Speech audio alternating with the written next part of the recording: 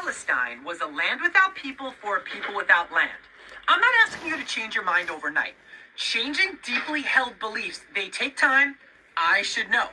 But visual evidence has to break the indoctrination in some capacity.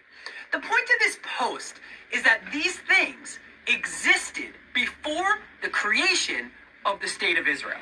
So did you know that Palestine had an airport that operated for years before Israel existed? And honestly, it blew my mind. I was taught Palestinians didn't exist. So in my head, Palestine didn't exist. And places that don't exist, they don't have airports. All I heard about were people in tents and riding camels.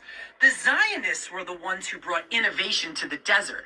Before we came, there were no cities, there was no society. But clearly, that's not true. There were cinemas, movie premieres, nightlife. There was a currency, banks, loans, businesses. Money was moving through a real economy.